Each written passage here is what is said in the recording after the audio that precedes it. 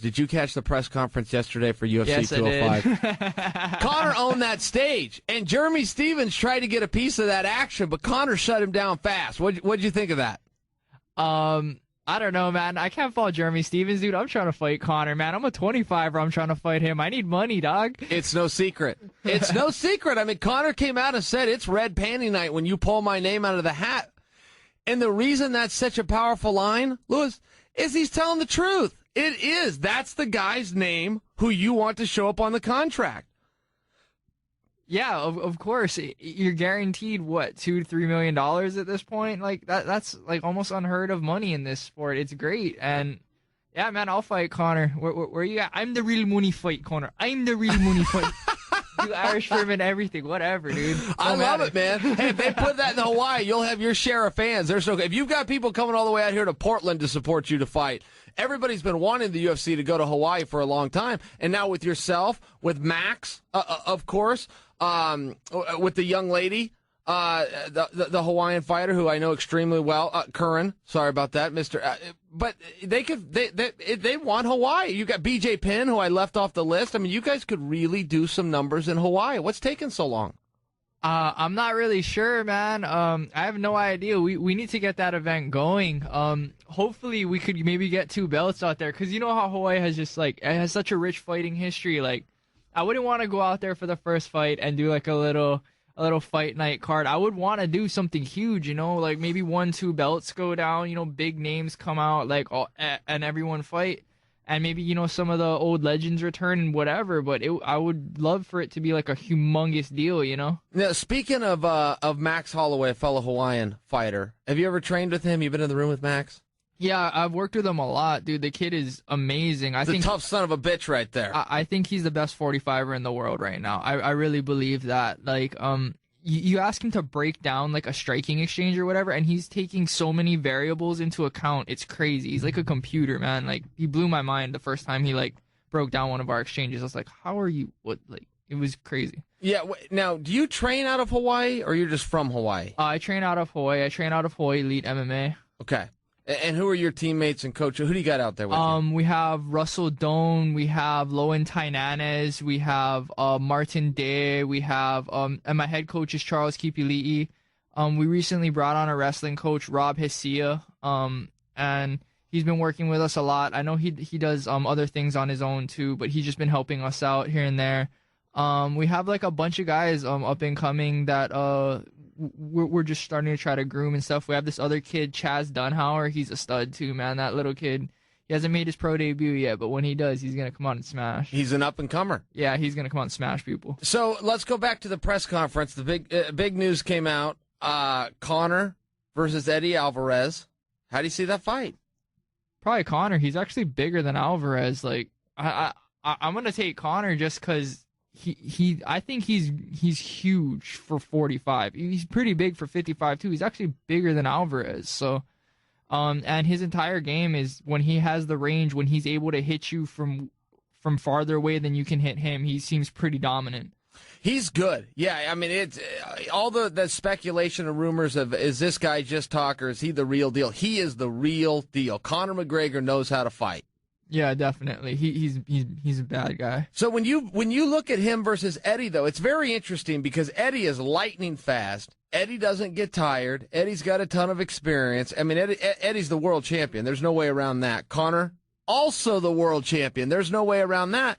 What Eddie keeps talking about, though, is that if push comes to shove, he could take Conor down and beat him up, and there's nothing Conor could do about it. Eddie keeps saying that.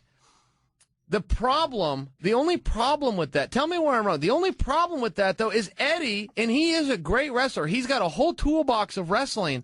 Lewis, I've never seen him use it.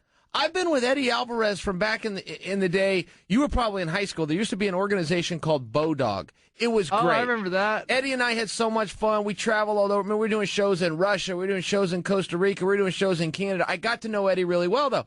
He was always bragging about his wrestling. I know his wrestling coaches. They all brag about his wrestling. Lewis, I've never seen him use wrestling in a fight. I mean, he just used his hands to beat RDA in a big upset and to grab the title. So does Eddie reach into the well, if you will, and bring out the wrestling against Conor? Because it's what he says he's going to do. Well, I mean, I don't know. He might be just trying to throw Conor off because, you know, you fake the shot and then Conor's really expecting it. Now he's going to throw the overhand. It could be all mind games. He might actually do it, but I'd expect him to go for that later as opposed to earlier. You know what I'm saying? Like that I feel like wrestling for Eddie would be more of a late round key, not really like something early, because when it's early and Conor's fresh and stuff, he'll be able to gauge the distance well. But if it goes into the later rounds, I definitely see him pulling out some wrestling tricks. So take Nurmagomedov, by example, who arguably is the best fighter in the world. I mean, at your weight class, at 135, at 45, at 50, it's an argument. Somebody has the belt, but there's always an argument. You know, you guys are so good, it's so deep. I always argue there's 10 John Joneses in those weight classes. You know, that's where the real athletes and the talent are. But the point that I'm getting at, when you take Nurmagomedov, who is arguably the best, I mean, he beat RDA, he's ran over everybody. What happens with him? I was told that he was getting the fight with Eddie. I think Dana is the one that said that, and then all of a sudden it gets revealed, no, it's going to be Conor. So if you're in Khabib Nurmagomedov's shoes, imagine you are for a second. Are you pissed?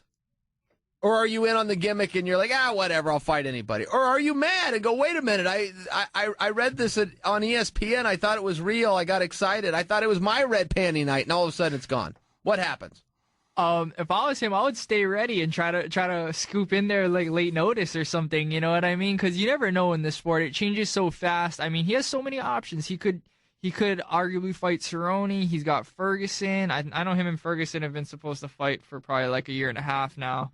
But I don't know, man. For Khabib, he's a specialist, and he wants to fight someone he can grapple all the time, you know. So I'm not really sure what he wants to do, but if I was him, I would just stay ready, you know. I would just stay ready for Conor and try to fight him. I appreciate you saying that because you might not know this, but I'm a little older than you. All right, I'm a little bit more of a veteran of this sport than you. You look very young. Thank you. I look a lot younger than I am, but. I look a lot. Yeah, I think I said that right. But here's my point. Particularly when I was coming up, you know, it was different. And we had the mindset like the one that you just shared, which is, who cares who your opponent is? Stay ready. Opportunities come. Do your part. Be in the gym. Be willing. And good things will happen. But as a fan, now that I sit back as a fan, I do get frustrated with some of the younger guys that are all about the, you know, give me the opportunity, give me this, and I deserve that, and I'm entitled. You're not entitled to anything. You're not even given a chance. Like you're like, okay, give me a chance. It's like you have to earn your chance, man. You're asking for chances. That's ridiculous to me, honestly. Like, I mean, there's no reason why you should be given anything. Was I given 125? No, I have to cut 25, 30 pounds to make this weight. Like, that's not by accident. I did this because I wanted to get into the UFC, so I cut 25 or 30 pounds, and I got into the weight class where they needed fighters. And guys seem to forget that. Everybody that's hungry and wants their break into the big time, once they finally get there, man, they get this new attitude on them. They actually become a bit of a dick. Sometimes it's hard. I'm rooting for these guys, and I want good things to happen for them. Then I go read some of these interviews, and I go, well, when did you become an entitled jerk, man? This is a real rare opportunity that so many guys are hungry for, including the guys that are now complaining. They were hungry for it at one point, and then they forgot. They forgot over time, and now they're all mad about everything. What are they mad about? They got to where they wanted to be. I get the greed. I get the excitement. I get trying to get higher on the card. I support all of those things. But when do you turn on the business and act like it owes you something? I don't know, man.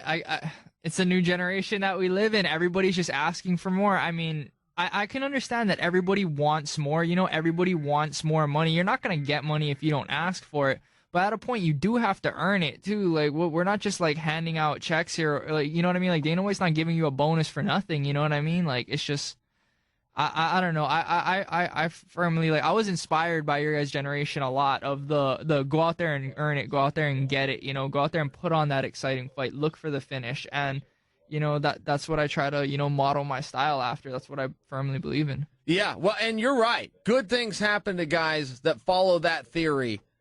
You know, and that just stay after the grind. But I am wondering about Khabib, you know, because Khabib has been a number one contender. His record's something ridiculous, man. He's like 22-0 or 23-0.